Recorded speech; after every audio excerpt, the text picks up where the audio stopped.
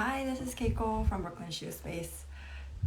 For Shoe Talks Quarantine Edition today, we're inviting Edward Jones of Edward's Shoes. He's hailing out of Tennessee, and I met him at the Shoemakers Forum down in Savannah a couple years ago. I'm going to invite Marcel.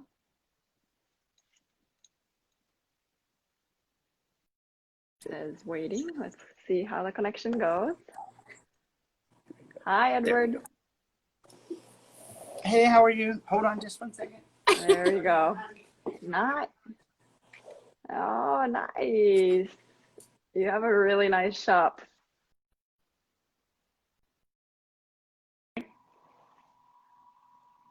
Can you hear me? Yeah, I can see you. Well, Can hear you. it's turned Can around you hear backwards, me? but can you see me? Because I put All my right. ear pods in so that I could hear Yes. a little bit better. Okay. Yeah. Yeah.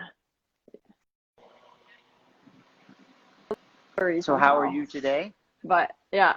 Okay, good. How are you? How have you been during quarantine? Is it? Yeah, I'm doing good today. Yeah. How about you? I'm doing well. It's hot here, but that's regular for Tennessee. It's always hot here this time of year, so. Yeah. So how's the quarantine been? It's been Tennessee has not done that well as a state.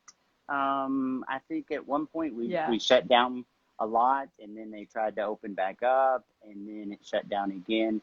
Right now it's kind of, all the essentials are still open, but not anything other than that. Like even restaurants are mandated to close at a certain time, and they can only do a certain capacity. So we're still, I guess, like everybody else, for the most part, closed down.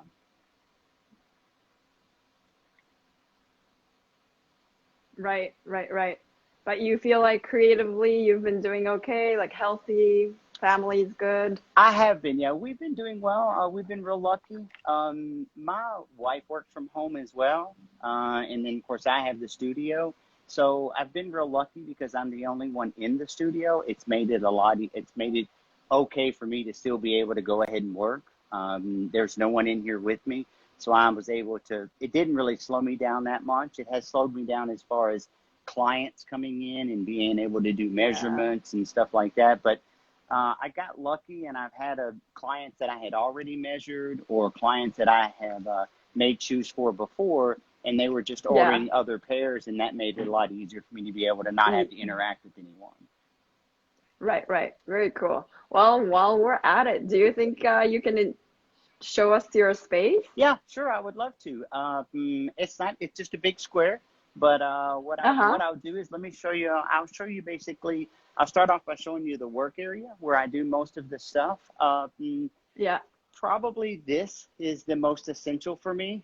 This is where I sit. This is I have a welting stand that I got from Dick Anderson, which one of the things that we talked about was what I couldn't live without.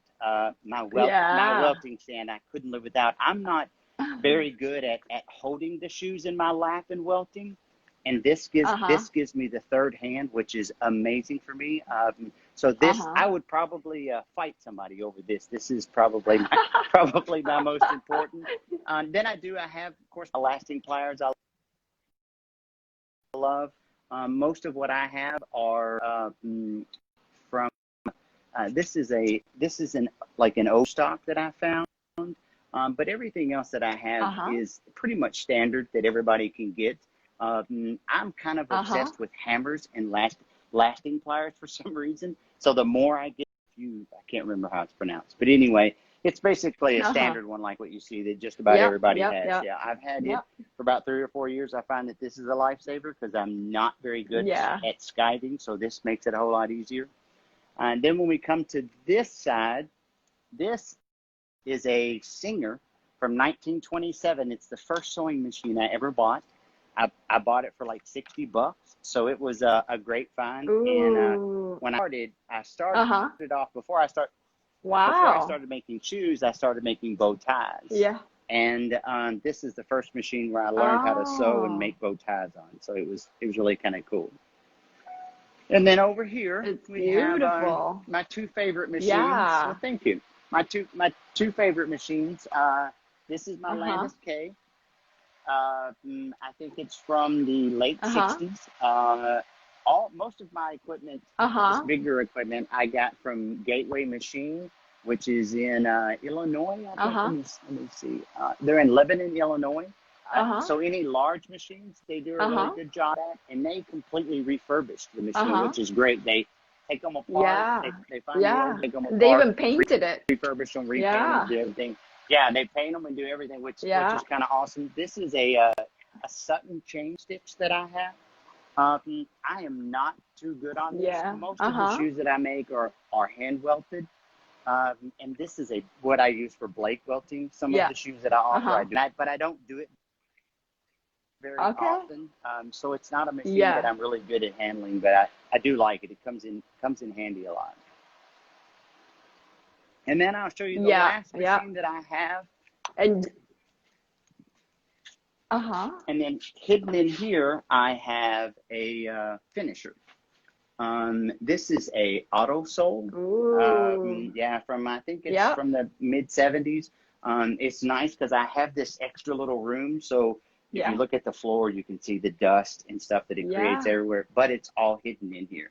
So this has 3 belts. It has a Oh. sole grinder Uh-huh. as well as our heel and sole grinder, Mm-hmm. and then it has the finishing wheels and Mm-hmm. brushes as well. So it's been a lifesaver as well. All Mm. these things, Yeah. everything that you make, you can make without these machines. The It's just machines. it just Yeah. makes it a lot easier and a lot faster to be able Yeah. to speed up the Yeah. process. So Yeah. Do you have like a dust vacuum kind of the AutoSol has one built in. So in the back? yeah, it's Yeah. built into the back, but then In the bottom. Uh-huh. right, and it sucks all of it in, but that's the only thing that I have. I mean, that's what I also do. Mm. When I do my channeling, I do it in here. When I Uh-huh. do most of Uh-huh. my, like when I alter the last, I do in here. Yeah. So that's why it's so Mm-hmm. So dusty. that's kind of like your dusty Yeah, room. it's like where the Yeah. dirt all hides. I can always just close Nice. the door and no one sees. Yeah. So that's the Yeah. best Yeah. part Yeah. about Yeah. it. Yeah. Yeah. Yeah. That's so nice. Is this near your house? It was. I just recently. I lived in the suburbs Uh-huh. of Nashville, and Uh-huh. my wife and I just moved back to Nashville, and the studio is currently still in the suburbs. But Okay. it's about right now. It's about 20-25 minutes from the house, which is not too bad. But Uh-huh. I am looking to try and find something that's a little bit closer. It's just the downtown Nashville area where we live can be really hard to find space, and really to find space that Right. this is kind of a medium-sized studio. It's not super small, but it's not real Uh-huh. large either, and it's hard. I'm having trouble trying to Uh-huh. find at that price point or at my price point, and Right. trying to be able Right. to accommodate it. So Right. right now I'm just kind of traveling. I come about 4 days a week, and still come out Uh-huh. here. I do love it out here. It's nice. I do have air conditioning, which is a lot of studios don't Yeah. have. So Yeah. so yeah, Yeah. and And is this on the ground floor? it is. That makes it even better. And Oh, I'm it's a store. Yeah, the storefront. best Oh. part is I am actually in an old high school. It's been converted. Oh. This was the biology room, as odd as it may Oh, seem. that's Yeah. so cool. So I even have running water in here, which is crazy because I guess in the biology The they had lab water. room. Right. Yeah. So it's about 800 square feet, which is super Uh-huh. nice. It's more than I need. Yeah. But it allows me to not feel cramped, and when I have clients Yeah. come in, they're able to be comfortable as well. So it makes a big difference. Yeah. So we're trying to find a space that's close. It's just hard to be something that's this awesome. Yeah. Right. And in this space, is there like other makers as well in the same building? There's not makers. I have like a sign shop that's across the hall. There's a vape store. There's So it's businesses. Yeah. Yeah, it's businesses. I think when he originally opened it was a lot of antique stores, and it kind of made the change over to there was a pottery company that was next door for a while, Uh-huh. and then they ended up moving. I Uh-huh. think that I'm the only maker that's in here currently, but there's still a That's lot of in there a right little- now. a lot of great people. Yeah, Uh-huh. there's even a little small restaurant that's at the end of the hall, so that always makes it a little bit easier too. Wow. Yeah, yeah. Oh, very, very cool. Well, can we go back in time a little bit? And Sure. can you tell us how you started shoemaking? Of course. Like, have you always been interested in shoes? I've always been passionate about shoes, but I've not really known anything about shoes up until about 5 or 6 years ago. I was in IT for Uh-huh. a long time. I worked for the government Oh, actually, really? and Oh. I decided that I hated being in a cubicle, Uh-huh. and I decided I wanted to get out. So I got lucky in at some point they were offering like buyouts for early retirement. Now I hadn't been there long Uh-huh. enough to get our early retirement, but somehow I Uh-huh. qualified and I managed to get, as part of the acceptance, I got basically 9 months worth of pay and 5 years worth of benefits. So yeah, so Wow. it was great. So I That's basically great. I did a little. I kind of got bored real fast, and I've always been into fashion, and I'd always been in dressing well. And I had decided that I Uh-huh. wanted to try bow ties. I wanted to be able to buy some nice bow Uh-huh. ties, and I couldn't find that I wanted Uh-huh. a bow tie. And I said, Uh-huh. I can't make anything. So the long and the short of it Yeah. was is that I ended up making bow ties, and I made them for fun and for some friends. And I had a friend of mine that was super Uh-huh. into asking me. He was super into what I was doing, and he was like, "You should make bow ties a business." And I explained to him that I just didn't feel Yeah. like that bow ties was a business that you could turn around fast or that would stay in style for a long Mm-hmm. time. And he said, "Well, if you could make Uh-huh. anything, what would you want to make?" And I said, "Well, I'd love to be able to make shoes." And he said, "Well, you should make shoes then." I said, "Well, that's great, but I don't know how to make shoes, and that's usually a requirement." And Yeah. he said, "Well, I tell you what," he said, "if you'll figure out how to make shoes and you'll start a business, Yeah. I'll invest in the business." And he Oh, wrote, that's great. yeah, so Uh-huh. and then he basically wrote me a check the next day. I figured out how much I needed. He wrote me a check the next day, and then that's how it is that I started making shoes. Wow. Did you go take a class with somebody or I did not. who do you call mentors? I am, Wow. I probably learned most of what I learned from YouTube. Therefore, that means that the two biggest YouTubers at the time was Uh-huh. Lisa Sorrell, and then of course Marcel. Yeah. So Yeah. most of what Yeah. I learned from Lisa, because Lisa was really good about showing you processes from start to finish. And then she also, sells Finish. supplies. Yeah. Yeah. So once I was able to create a relationship with her, I Yeah. was able to ask her some questions, and she helped me along the process. And then Marcel was very helpful. Marcel at the time was in Savannah, Uh-huh. Georgia, so that's only about 8 hours Yeah. away from me. So I was able to ask him a couple of questions as Uh-huh. well, and a lot of it Uh-huh. was a lot of with trial and error. Where I got the Wow. luckiest is Uh-huh. the fourth pair of shoes I had ever made was featured in Garden and Gun magazine, and once it was featured Yeah. in Garden and Gun magazine, it went crazy for me. I went from, at that point, I was making 3 or 4 pairs a month or one pair a month for some Uh-huh. friends Uh-huh. to about a 2 year waiting list. And it went crazy at that point. Yeah. So Wow. that's how it is Wow. that it's gotten crazy for Wow. me. Yeah. Oh no, that's so crazy. And so 5 to 6 years ago. Wow. That's like a super quick but also long journey. It, And so you haven't stopped since, I yeah? have not. Now, I would love to say that I was on a 2 year waiting list still. I'm not. I'm probably on about 90 days. It takes me around a Uh-huh. week to make a pair, somewhere between 3 days and a week, depending on Mm-hmm. what style someone wants or whether someone wants hand welted or hand stitched, things like that. So, Mm-hmm. so that makes a little bit of a difference. So, and now, obviously the more you do it, the faster you get. So also gotten a lot more Yeah. efficient now. It used to take me probably, when I first started, I guess the best and the worst part is when I had this back of orders, or when I Mm-hmm. had this hurry on Mm-hmm. orders, I had to learn Mm-hmm. while I was making them. Some of the shoes, some Mm. of the processes I would get through and mess up and didn't know how to repair it or fix it. So I would literally have to start all over and throw the shoes away. So yeah, so Wow. it made it, that's probably the worst part about being self-taught, is that, you don't Uh-huh. have anyone that you can refer to or anyone that you can Yeah. call and say, "Oh, hey, I've messed this Yeah. up. How do I fix it?" but Yeah. the best part about it is that once you do learn, of course, Yeah. you've made all the mistakes that you can make. Yeah. So now Yeah. you know how. So now I'm much more comfortable, and it's a lot easier for me to, Yeah. if I make a mistake, I'm able to go back, make the repair, or fix Yeah. it and make it a lot Yeah. easier. So Yeah. Oh, very cool. Which one of the creations you have on the back of your wall right there? Which one is your favorite style? Well, I can tell you my favorite style is the double monks, but Uh-huh. I least like making the double monks. I think the double monks are the most beautiful, but they're probably Yeah. the most difficult to make. I really like what I make is a standard classic shoe, like a cap Uh-huh. toe. I do like Yeah. making hole cuts a lot. Hole Uh-huh. cuts Yeah.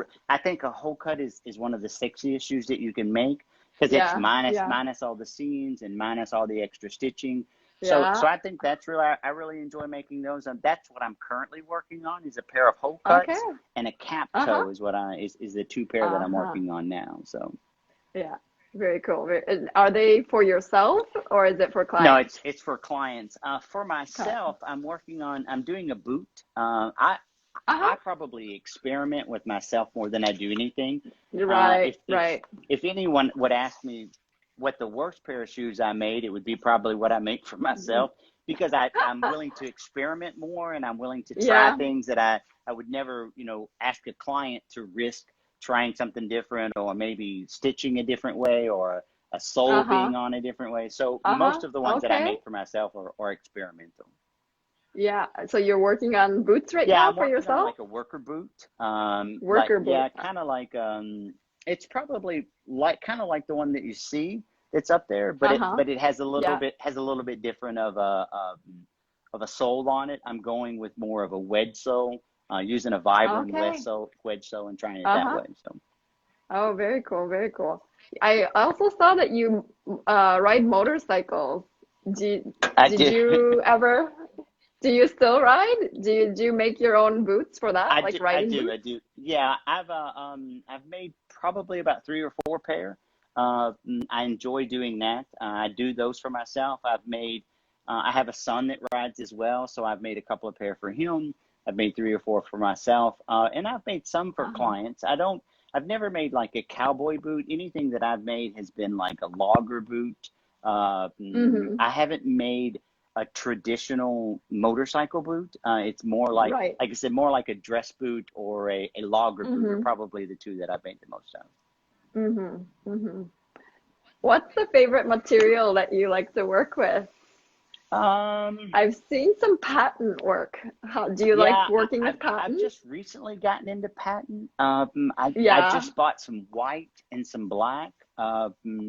It's a new How adventure do for you me. like it? I like it's not Okay. what I like about it is how durable it is. I really enjoy that. Yeah. I love obviously the shine Mm-hmm. and how it can Mm-hmm. take quite a bit of a beating. Uh, mm, but it is a Mm-hmm. stiffer leather and it can be somewhat harder to work Yeah. with, at least for me. When I'm Yeah. lasting, it makes it a little bit harder. Yeah. But the finish Yeah. is amazing, and it's also I see it more of a trend. Some of the sneakers that I've started to get into I've done in Mm-hmm. some patent, just playing some like research and development. Other than Uh-huh. when it's solid leather, my favorite leather Yeah. company is Horween out of Chicago. Yeah. Yeah. I think they make it's the most soft and supple leather. I guess it's because of their tanning process, Yeah. but that's probably my favorite. Most of the dress shoes that I do are in a Horween leather.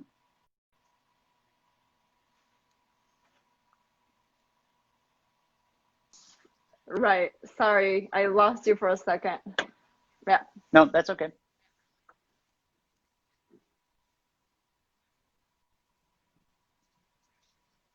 You still have me? Am I back? Hold on. Sorry. That's okay. Yeah, I think you're back. I can hear you. I don't know if the viewers can see you. It's blurry on my end. You're showing up blurry, but I can see you Okay. and I can hear you. Okay. Yeah. Maybe it'll kick in Yeah. a little bit Sorry, you better. were talking. Yeah. What you were talking about Horween, that you like Horween, how soft it is. Is that leather that you use the most? It is most of the dress shoes that I make are made out of a Horween.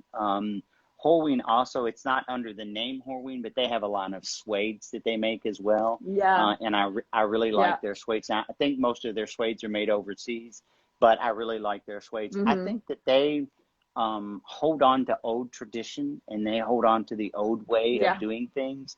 And that's part of what I think makes them so amazing. It's just a good quality. And I enjoy the fact that I can work with a heavier leather, but it still stays supple and easy to work with. Very cool, very cool. What's your favorite process? What's the favorite process of making shoes? My favorite is R&D. And when I say that, R&D. yeah, like figuring it out. Like whether I would see a design that I wanted to incorporate a certain feature. I really enjoy working with odd materials. I've done some, I've made a pair of shoes out of a suiting material before. I've done denim that I enjoy working with. So to me, some of them are tremendous fails. Even though I may put, a week's worth of work in it, but the material just doesn't work. But I just don't like being restricted to think, I only use leather, or I can only use suede, so I like doing things that are different, that maybe aren't very traditional. And that's, to me, that's the most fun. Now, it's never fun when you put the time and effort in and it doesn't work, but learning how to work with certain materials is really good. I have a pair that you can see on Instagram where it was done for Goodwill. They had created a charity event, and it was a fundraiser. So what I had done is they basically gave us a $100 gift card to go to Goodwill and get our materials from Goodwill. And so I used a pair of blue jeans. I used a blazer. And I'm trying to think, we used a little bit of leather that I had gotten from some other device. And I made a pair of shoes out of basically those three items. And then they were auctioned off and given, the proceeds were all given to Goodwill. So that was really amazing to be able to work with that, because we were literally taking, other items and turning them into shoes. And that's probably my favorite pair that I've ever made. Upcycling. Yeah. Like upcycling.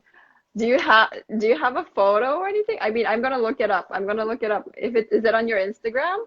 Let me see if I have, hold on. It is on my Instagram. Let me see if I can do it this way and show you real quick which ones they are, and then if anyone who's watching, they can get a better picture of them on Instagram, because I do have a couple of them on Instagram, a couple of photos of it, because I'm sure I said, it is you auctioned it off, so you don't pages. have it. I would love to see. Can you see them? Ooh, yeah, I can see it. Very cool. So those are the ones that funny. Screen. I even we tried to buy them, because to me they were worth keeping. So I tried to buy them, but I got beat out on the auction. So I had limited resources, so I was only able to do so much. But I was quite honored that I got beat out by having them though. Yeah. Do you know the person who got it? I don't. That was the only bad part about it. Yeah, it was an anonymous auction. It was an online auction, so it wasn't that I was able to even meet it. Once I brought them and dropped them off, they did have like a show, and there were a lot of people that expressed their interest in buying them, but who actually purchased them, I don't have any idea. You don't know. I see. But it looks really cool. Would you try that again? I don't know. Maybe not. I would. At one point they thought about doing it another year, and I was certainly willing to make a go at it, but it was something that they opted not to do. Okay. Yeah. How many pairs do you work on at a time?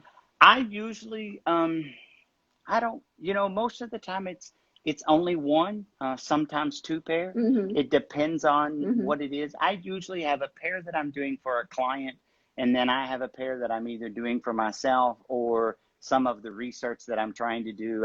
If I get an idea for something that I want to try to do, I may I may only make the upper for it, or I may only make the, Right. try something different on a heel cup, let's say, for the sake of argument. Yeah. So I'm always working on at least 2 projects, but the second one is almost always something that's just, more of a Frankenstein kind of a process. I'm just trying to figure out what it Right. is that it does. I do have a ton of single shoes, Yeah. because I will Yeah. try a certain process, and then once Test it. I get the process down, I'm like, okay, that works. Now I'm ready to try something else.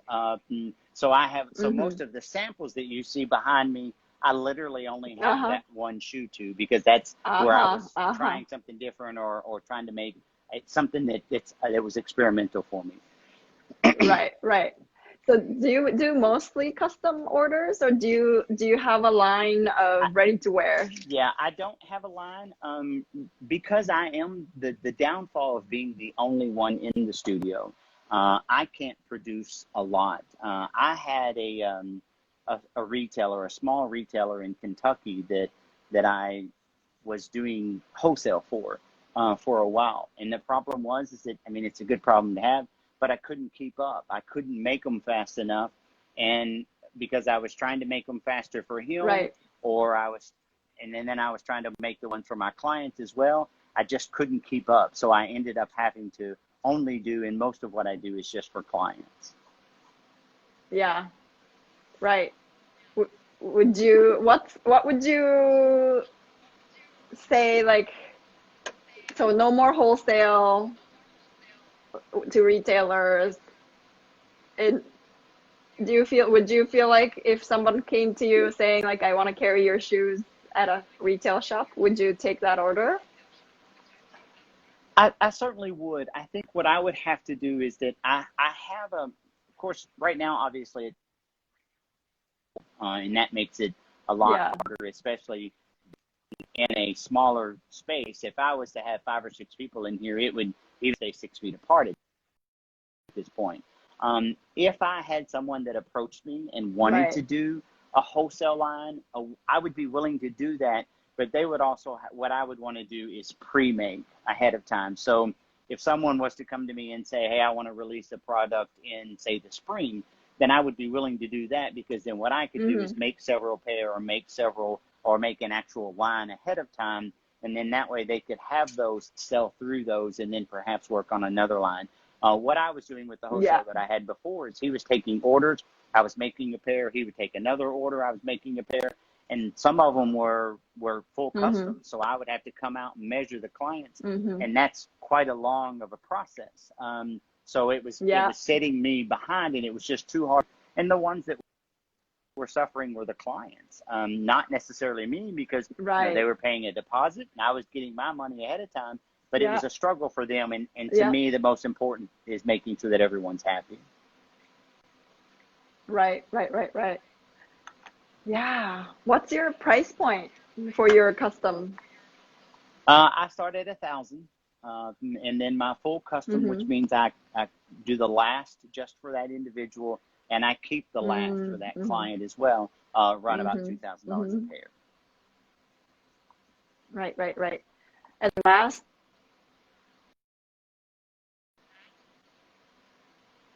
I think I lost you. I'm sorry. oh my goodness, I lost you for a second again. No, I order a last. Yeah, I order a last and I customize them. Here's one that I have. You can see that I have customized it to make to the measurements. But I do use a standard last. I think mine come from Mexico. Is where it is. I don't work directly with the manufacturer. But I have several different styles and models that I buy from vendors, and then I just customize it or incorporate it. Yeah, super cool. Do you have a mantra that you live by? I think for me, one of the most important parts, I don't know that it would necessarily be a specific mantra, but I'm all about taking risks. I think that's why it is that I like research and development so much, because with research, you get to try something. And most of what you do when you're doing research and development, most of what you do doesn't necessarily work out, but it's the small things that work out that are so great. And That's what it is that I really like, is being able to take a risk and do something that's different, and learning a process that's maybe different than what everybody else does. So I would say be as risky as you can, and don't let anyone what it is that they say you can or should. Not being classically trained for me makes a big difference, because a lot of things I just didn't know how to do. So I just had to make it up. And the process that I do is not necessarily the same as a traditional process or how everyone does it, but my clients seem to be happy and I enjoy the way that it's done. So that's how it is that I do. Yeah. Hold on a second. Yeah, Marcel says there are major blackouts here. Oh, wow. All right. Maybe. I don't know if that has anything to do with I think there's like a little bit of a lag, but I think it's okay. If you had all the resources available to you and the time, what kind of shoes would you make and for who? I think what I would want to make is I would love to have a small production. And when I say small, I mean maybe a staff of 8 to 10 people, somewhere in that range, and make a small production lines for, say, boutiques or, you know, I mean, I guess everyone says that they want to make a less expensive, great shoe. And I don't know if that can necessarily be done. But what I would want to do is make a well-made shoe that was at a reason that could be sold. But I wouldn't want to flood the market with it either. I don't know that I would want to be a mass producer like a Steve Madden or a Nike or mine. I would want to keep my runs to limited production. And that also would create more of a demand, because to have an Edward shoe would be something that you had to either wait for or work for. So that's what probably, if I could do anything, that's what I would want to do. If I could make one pair for one person, I would probably I would like to make, he's dead, but Paul Newman. Paul Newman. Yeah, I'd love to make a pair for Paul Newman. If it was someone that was alive, I'd love to make a pair for Robert Redford. I'm a big fan of Robert Redford. So something like that would be really kind of awesome. I've not made a lot of celebrities. I've done some country stars, but not uber famous. But have you made shoes for your wife? I have. I've made a pair of heels for her, and then I've made several. I make a style that I call the boyfriend. It's basically a man's shoe, but it's made on a woman's last. So I've made some saddle Oxfords for her. I've made a couple of pairs that were kind of unique and different like that. So. Does she also have a double monk? She does not have a double monk. Fortunately, she hasn't asked me for a double monk yet. I don't even have a pair of double monks for myself. Like I said, I love the style and I love how they look. I just don't like making them so much. Oh, okay. Got it. Where do you think you want to be? Time, or even 10? Is it does it involve? Yeah. You kind of mentioned about how you might want to have like a production. Yeah. Right. I've been doing some experimenting with sneakers, and you can see that on my Instagram as well. I have a line that I call 4 dots, and it's FORDOTS, not 4. It's FOR. Yeah. It's a line of sneakers that we've been working on. It's basically a handmade sneaker. And the dots represent a charity give back that we give. And you can pick, as you purchase the shoes, you'd be able to pick which charity you wanted to give back to. You know, I would like to pursue that. That would probably, because the best part about sneakers is that sneakers can be made in a faster fashion, which means that your margins can be lower. The price point can be a little bit lower. That can make it a little easier. I'm really big on second chances too. So I would probably, if I had a small assembly line or a line but small, I think I would want to hire people that needed a second chance, whether that would be someone that, you know, had problems in their past, or someone that just needed a pickup, or someone that just needed, like I said, a second chance. And that's probably what I would want to focus on, is helping out others in the same time being able to develop and create a product for everyone. Oh, that's so great. That's so great. Yeah, there's not-for-profits that kind of support people like that, I feel like. Right. Yeah. I'm looking forward to seeing that. Like I was just also going to ask if you would take interns or apprentices in the future, but maybe that's something that's going to be kind of incorporated into your ethos. I have worked with some interns before. I have found that the biggest there's this conception. I think that there's this misconception that making a shoe, that you basically come up with the design and then a couple of days later the shoe is made and you moved on. It's hard to make a pair of shoes. It's a tremendous process, and it's although there is a lot of fun and it's amazing when the process is done, but you know, when you've been welting for 2.5 or 3 or 4 hours, it's not fun. When you go to make a pair and they don't turn out right, or when you fit someone and he comes and tries them and he's not happy and you got to turn around and remake the shoe, that's not as fun. And I think the hardest part is for, you know, some of the interns that I've had that have come in, they just feel like they should be able to draw a shoe and then come back a couple of days later and it would be done. And it's a lot, and it's a lot harder than that. And I think that's probably been the biggest issue that I've had, is that people have a misconception about how easy it can be made. You know, you hear about factories making thousands and thousands of pairs a day, and it's just not that simple. And so I think, but I'm always interested. I'm always interested in someone who wants to learn. I'm always interested in being able to help out people. I think the biggest thing is being able to manage expectations. When I meet with someone who potentially wants to be an intern, I'm probably a little more, I probably come off a little more serious than I should, because I want them to understand that this is still a job. And although it's an amazing process and it's great to be able to do, but it is hard work. And not only is it hard work to just make a product, it's hard work to be successful, and hard work to, you know, I tell everybody, this is how I eat now. And this is how I put food on our table. Now, sometimes we're eating ramen noodles because the market's not as to be, but then sometimes I get to have a filet every once in a while too. So it makes it, but it is still work, and it still is a heavy process that you have to be able to. And I think making people understand that it's not like you'll be able to make shoes and then you're going to turn around and make it, you know, millions and millions of dollars. It's just not. That can be the process, but it's not necessarily always what's going to happen. Right. And I think maybe it is that, like, a word between intern and then apprenticeship might be like, you know, when it's an internship, sometimes they have no clue about shoemaking per se, and they want to design shoes, or they say they want to make shoes, but to learn the whole process also, it's not easy for you to pass down. It's like one task at a time, and but so, well, you know, there's always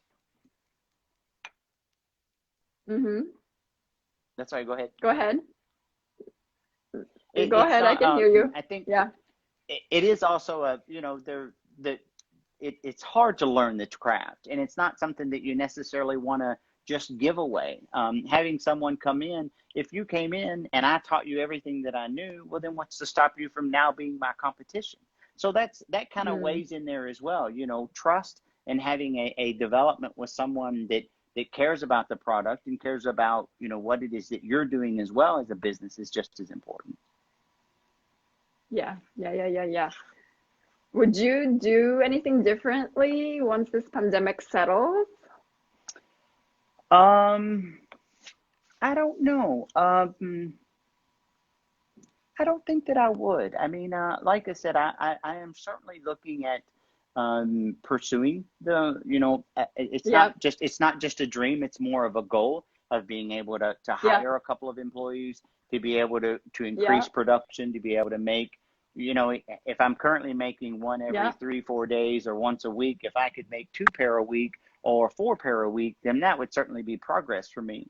I think that the art is going slow. I do have that goal that I want to reach, but I also don't want to, you know, invest every bit of money I have and go out and buy 6 or 8 machines and then me not be able to support the staff or be able to have production. So growing progressively is probably the most important part. Yes. And I think you're doing it. You're like slowly getting couple more machines here and there. Yeah, yeah. For the chain stitch mackay, what styles do you also do, like chukkas, or do you use it for your boots mostly? Yeah, I do some chukkas. I really liked making. There was about a year ago that I got a large order of chukkas, and I loved making them. I don't make them as much now. Like I said, I guess with the pandemic and with the slowdown, not everyone has as much expendable or easy money, I guess you could say. So my item is more of a luxury item as opposed to a necessity. So I have found that over the past year, I have been making, more of a classic shoe, a shoe that's going to last forever, or a shoe that's going to stay in style for a long period of time. Chukkas can kind of come and go, and making a heavy investment on a pair of trendy shoes. That's probably the biggest thing that I found, because when I first started, I was like, oh, I'm going to make all these really cool trendy shoes, and I'm going to use this crazy. But I didn't really sell a lot of them, and I didn't understand. And what I took me a while to understand was that these people are making an investment in a pair of shoes that they want to be able to last forever. Well, styles don't last forever. So if I make something that's super trendy, and a year from now it's not in style or not fashionable, then no one's going to want to wear them. So most of what I make have been standard and like classic. Like cap toes or hole cuts. I make a lot of wing tips. Something that lasts a long time. Very cool, very cool. If you had the time and the resources again, what would you go and learn shoemaking from somebody, like a shoemaker somewhere in the world? Do you have like a wish list? Or you're okay? You're set? No, I think you can always get better. There's no doubt about it. I still have things that I struggle with from time to time, because I guess the biggest problem for me is I don't know if I'm doing it exactly right, or I don't know if there's a better or perhaps a more efficient way. But I am extremely grateful for the fact that I was someone that doesn't have a shoe background or a fashion background, and was able to set my mind to it and be able to learn the process. And to do it. Right. I don't think that you ever finish learning. I just think that, once you get a core, then you can obviously advance on that core. Like I would, if we had the opportunity to do more shoe symposiums, or if there were more shoe conventions, and I mean more of makers, like that, what Marcel used to put on, things like that. If there were more of those, I certainly, because I enjoyed going to I went to the last one that was in Savannah. So I enjoyed doing that a lot, and I enjoyed meeting makers. Right, that's where we met. No, I agree. That's where I met you, I think. Yeah, right? Yeah, yes, it was. Yeah.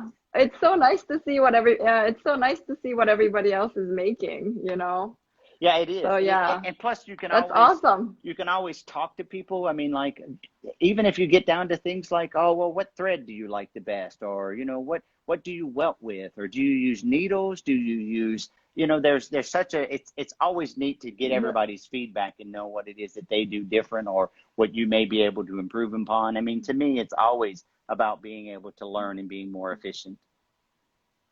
Yeah, no, absolutely. Marcel says, oh, I uploaded around 5 tutorials the last 24 hours. Marcel, Marcel did? That's awesome. Oh, yeah, Marcel says, yeah. Well, you got to look it up, I guess, Yeah, sure. And watch as you make, I guess. Yeah, no, this is great. What else did I want to ask you? Do you have, I guess Instagram shows us stuff, and we're gonna take a look at the upcycled material shoe. Yeah, but I'm looking forward to seeing more you make, and I would love to see a patent white men's shoes. That'll be kind of cool to see. Yeah, I've been in the beginning, I was kind of cautious to show some of the experiments, because they didn't always turn out the way that I wanted. But now that, us having the conversation, and I'm sure that it's things that other people may be interested in, I'll perhaps start showing some of the weirder stuff that I do that's a little bit more crazy or a little bit less traditional. Yeah, that'll be fun to see. And if you don't want it permanent, you can always do the stories, you know. It's like Sure. it'll be gone in 24 hours. Right. But yeah, no, it's kind of fantastic and just fun to see how everybody's experimenting, you know. Yeah. Yeah. Do you also take any, for example, if there's like a client or somebody who comes to you wanting to make a line of sneakers, for example, then they're like similar to what you make, but it's possibly a little bit different, but like similar construction, so you can do it. Would you take on a client like that? Yeah, I would. I've even had, I have a couple of boutique sneaker shops here in the Nashville area that we've been talking about doing some lines for them, doing some specific lines and some smaller runs and things like that. So yeah, I'm always interested in doing stuff like that.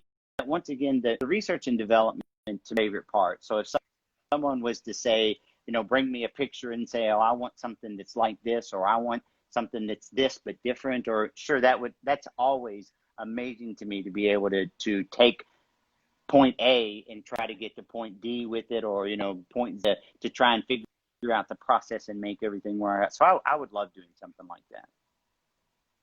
Okay. All right, sounds good. I might send some people, you know, your way too one day. Okay. We'll see. Sure, I'd love that. Yeah, no. But thank you so much for taking your time with me. Yeah, of course. Thanks for having me. Showing us your beautiful space. Yeah, and showing us your space. It's beautiful. Thank you. And I look forward to seeing more of what you make. So keep on posting. Fantastic. Thank you. Yeah, thank you. It's been awesome talking to you. Thanks so much. Thanks, Edward. Right, bye-bye. Okay, bye.